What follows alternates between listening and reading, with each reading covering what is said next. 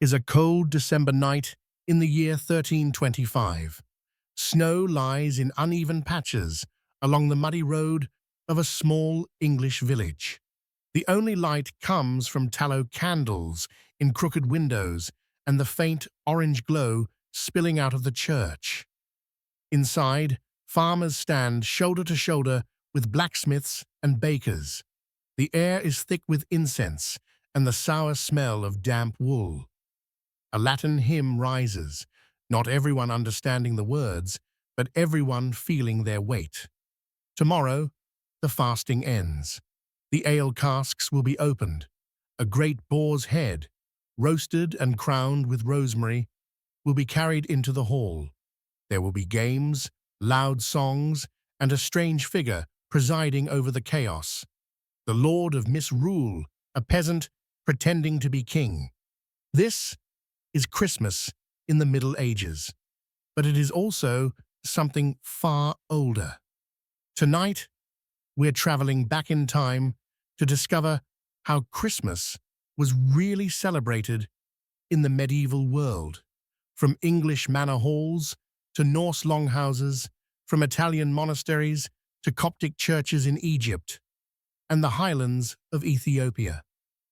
We'll uncover the surprising pagan roots hiding under our Christmas tree, the wild medieval party traditions that would make your office Christmas do look tame, and the deep religious rhythms that shape the season for over 1,000 years. So wrap yourself in a cloak, step out into the snow, and let's go back to Christmas in the Middle Ages. Before we step into the medieval world, we need to answer a basic question. Why is Christmas even in December? The Bible doesn't actually give a date for the birth of Jesus. Early Christians celebrated his resurrection at Easter far more than his birth. For the first few centuries, different communities chose different dates, some in spring, some in January. By the 4th century, Western Christians began to settle on the 25th of December as the Feast of the Nativity. One popular explanation, still repeated today, is that this date was chosen to Christianize existing pagan festivals, particularly the Roman feast of Saturnalia, dedicated to the god Saturn, and the celebration of the winter solstice. Saturnalia involved feasting, gift-giving, and even role reversal between masters and slaves. Modern historians are a bit more cautious. Some point out that early Christian writers also tried to calculate the dates symbolically from alleged dates of Jesus' conception and death. But it's very likely that the Church was at least aware that placing Christmas near the solstice helped Christians offer an alternative to existing pagan celebrations. From Rome, the Feast of the Nativity spread outward, to Egypt by the 5th century, to England by the end of the 6th century, and eventually across almost all of Christian Europe. By the High Middle Ages, roughly the 11th to 13th centuries, Christmas had become the central religious festival of the year in much of Europe, marking the beginning of the 12 days of Christmas, from the 25th of December to the 6th of January. And now that we've set the date in the calendar, let's step into how it was actually lived. Our first proper stop is Western Europe, the world of England, France, and the German-speaking lands. For medieval people, Christmas was not confined to one day. It stretched across a season. In England, the 12 days from Christmas Day to Twelfth Night marked a rare period of rest, feasting, and festivity. Work in the fields slowed or stopped altogether, and even peasants could expect better food and drink than usual. Before the celebrations began, there was preparation. The weeks leading up to Christmas, known as Advent, were meant to be a time of fasting and penitence. Meals were fewer, meat scarcer, and the tone of the church more sober. But on Christmas Day itself, the fast was broken with a grand feast. Imagine entering a great hall at this time of year. Evergreen branches, ivy, holly, and perhaps mistletoe hang from the walls. Torches blaze in iron brackets. Minstrels tune their instruments in the corner. Then, at a signal, servants carry in the centerpiece of the meal, the boar's head, roasted, decorated with herbs, sometimes with an apple in its mouth. The feast is heavy with meat, boar, beef, venison for the lucky, along with pies and spiced wine or ale. Subtlety is not on the menu. Christmas in medieval England blended the sacred with the rowdy. Alongside solemn church services and masses, villagers and townsfolk enjoyed carols, which originally were dance songs in the local language, as well as mummers' plays, simple folk dramas filled with characters like Saint George and clumsy dragons, all performed with great humor. There were games, gambling, and drinking that lasted well into the night. Presiding over the revelry in many places was a remarkable figure, the Lord of Misrule. This was often a servant, a minor cleric, or a student chosen to act as a mock king of the festivities. For the 12 days, the Lord of Misrule could command people to dance, sing, or perform ridiculous tasks, and everyone, including nobles, was expected to obey. For a brief period, the social order turned upside down. Historians see echoes of the Roman festival of Saturnalia in these role reversals, though whether the link is direct or simply the result of universal human impulses remains debated.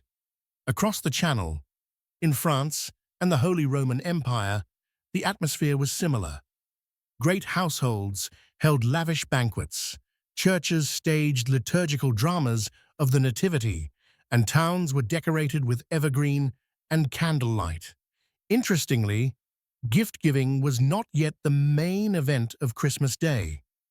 In many parts of medieval Europe, presents were more commonly exchanged at New Year, or on the Feast of the Epiphany on the 6th of January, marking the visit of the Magi. Medieval Christmas in the West meant a mixture of devotion and excess, of church and chaos, of story, song, and celebration. We turn north now, to the lands of long winters, and even longer memories, Scandinavia and the Norse world. Long before Christianity reached these regions, people celebrated a midwinter festival called Jul, or Yule, a feast of fire, meat, and mead in the darkest days of the year. In the Viking Age, Yule involved the slaughtering of livestock for great communal feasts, the offering of toasts to gods and ancestors, and the swearing of solemn oaths over a sacred animal, often a boar. People would place their hands upon the bristles of the so-called Yule boar to make promises for the coming year, before the animal was sacrificed and eaten as the centerpiece of the celebration. The parallels with the later Christmas boar are difficult to ignore. Over time, as Christianity spread through Scandinavia, the old Yule and the Christian Christmas began to merge. Even today, the word Yule remains the common name for Christmas across the region. Some customs, such as the burning of a massive Yule log, the serving of a boar or ham, the singing of Yule songs, and the hanging of evergreens, seem to preserve echoes of the older feasts, though reframed within Christian storytelling. Imagine a 13th-century Norwegian farmstead. Snow lies deep outside, muffling every sound. Inside the longhouse, fir branches line the beams, and the air is warm from the hearth.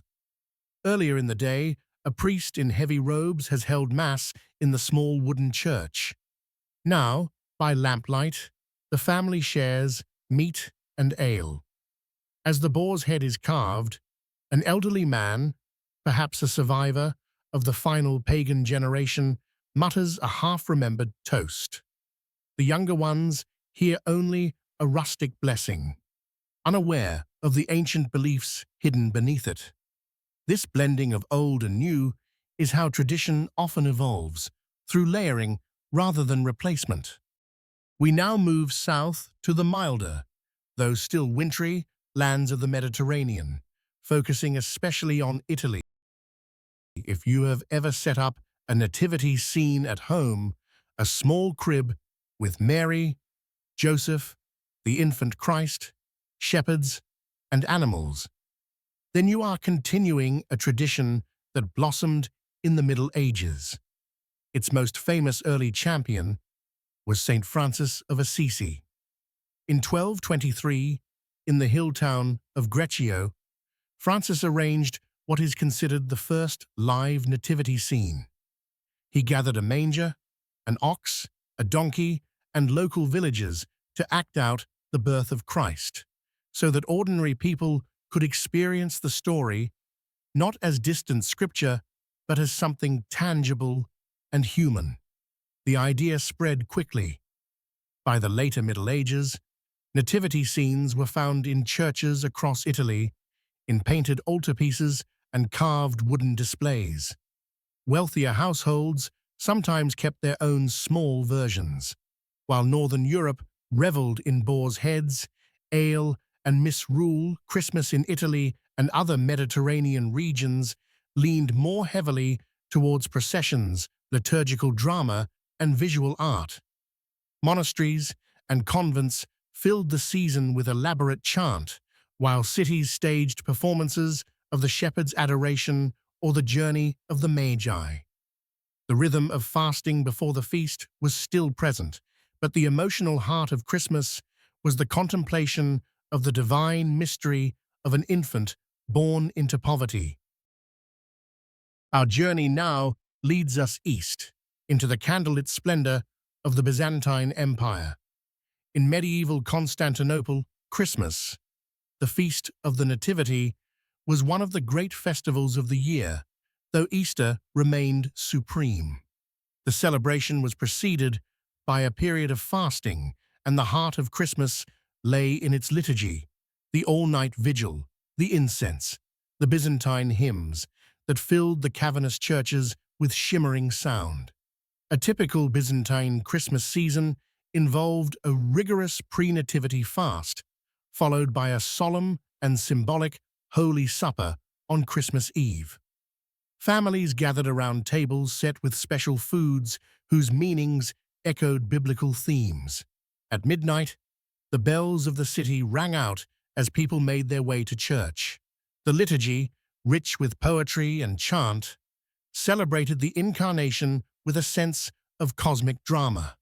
Only after these services did families return home for shared meals, storytelling, and the singing of festive hymns. In the Orthodox world, the calendar played a key role. As later calendar reforms took place, certain traditions maintained the older Julian system, meaning that in some regions, Christmas fell on different dates compared with the Latin West. This difference still shapes many Eastern Christian communities today. Christmas in the medieval world was not limited to Europe. It had deep roots in Africa and the Middle East. In Egypt, the Coptic Orthodox Church, which traces its origins back to the earliest centuries of Christianity, developed its own distinctive Christmas traditions. Coptic Christians celebrated Christmas on what is now the 7th of January, following the Julian calendar. As Western Christianity shifted its calendar over time, the Coptic celebration remained anchored to its older date. Medieval Coptic Christmas was shaped by a long and solemn fast, which ended with an all-night church service. After prayers and hymns echoing through ancient stone churches, families returned home to break the fast with special breads and communal meals. Acts of charity were considered essential, and caring for the poor formed part of the spiritual fabric of the season. Further south, in the highlands of Ethiopia, Christians celebrated Jenna, Ethiopian Christmas, also on the 7th of January. The celebration was preceded by an intense 43-day fast known as the Fast of the Prophets. Many people ate only one vegan meal a day throughout this period. On the night of Jenna, the faithful attended long and elaborate church services, often held in ancient churches carved into rock. At dawn, families and communities gathered for feasting, with meat returning to the table at last. A traditional game, also called Gina, and somewhat similar to field hockey, was played in memory of shepherds said to have celebrated the news of Christ's birth in similar fashion. In both Coptic and Ethiopian traditions, the season centered on fasting, prayer, charity, and only afterwards, joyful feasting. Their medieval celebrations offer a striking contrast to the gift-centered, commercialized Christmas now common in much of the world. Yet they share the same core desire for spiritual renewal and communal warmth. At this point, it is natural to wonder whether Christmas was simply borrowed from older pagan festivals. The truth, as with most traditions, is more complex. There are certainly connections between Christian Christmas and earlier midwinter celebrations, but these links are often ones of timing, symbolism, and cultural adaptation rather than straightforward appropriation. Consider the Roman festival of Saturnalia, held in December. It was a boisterous holiday devoted to the god Saturn, marked by feasting, gambling, gift-giving, and temporary reversals of social hierarchy in which slaves could be served by their masters. Later, Roman New Year celebrations carried similar themes of greenery, public festivity, and social license. Medieval customs, such as the Lord of Misrule, raucous feasts, and moments of sanctioned misbehavior, bear a resemblance to these ancient practices.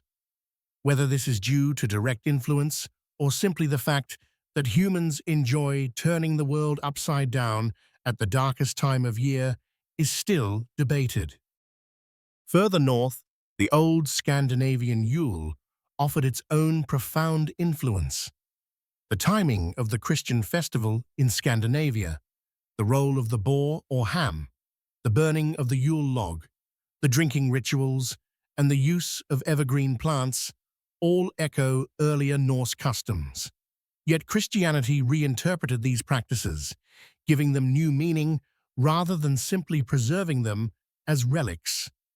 Even the Christmas tree, often said to be pagan in origin, has a more complicated story. Evergreen plants certainly held pre-Christian symbolic value as signs of enduring life in winter, and both Romans and Germanic peoples used them in seasonal decoration. But the Christmas tree as we know it emerged later, in the late medieval and early modern German-speaking world, blending older symbolism with Christian storytelling. Seen this way, medieval Christians did not so much steal pagan traditions as transform the midwinter landscape of symbols already familiar to their communities. The light in the darkness was no longer the returning sun of pagan cosmology, but the birth of Christ. Many of the traditions we associate with Christmas today have deep medieval roots. The notion of Christmas as a season, rather than a single day, stretches back to the medieval 12 days. The rhythm of fasting, followed by feasting, survives most clearly in Orthodox and some Catholic communities, but the pattern once shaped the entire Christian year. Carols, which began as lively dancing songs, gradually transformed into devotional pieces sung in church and home. Nativity plays, cribs, and other visual depictions of the birth of Christ all grew out of medieval creativity, especially the influence of figures like Saint Francis. At the same time, some customs faded or evolved. The Lord of Misrule and the wilder feasts of fools came under criticism and were gradually suppressed, particularly after the Reformation. Their spirit, however, lingers faintly in the playful aspects of modern Christmas, in paper crowns, silly jokes, and moments when everyday hierarchies soften.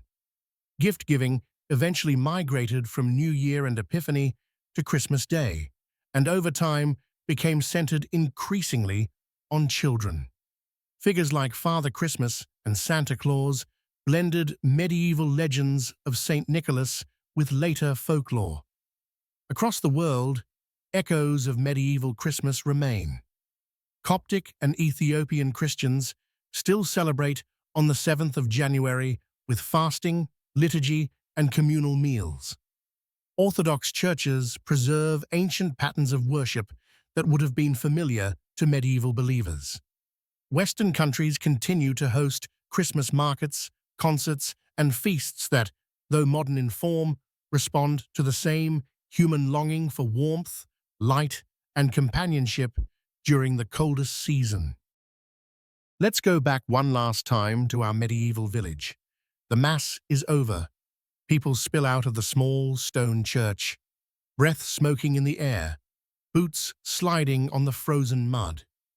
Inside the manor hall, the fire is roaring, and the Lord of Misrule has already ordered the steward to sing badly. For the peasants, this might be one of the rare moments of the year when there is enough food, enough drink, enough laughter. For the priest, it is the celebration of a divine mystery, God born in a stable. None of them know that centuries later, people will hang plastic Santas from their balconies, complain about Mariah Carey on the radio, and argue online about whether Christmas is really pagan or Christian. But in a deeper sense, they'd understand us. Because whether in a Viking longhouse, a Florentine friary, a Coptic church in Cairo, or a village in Yorkshire, medieval Christmas was about the same human needs we still feel today.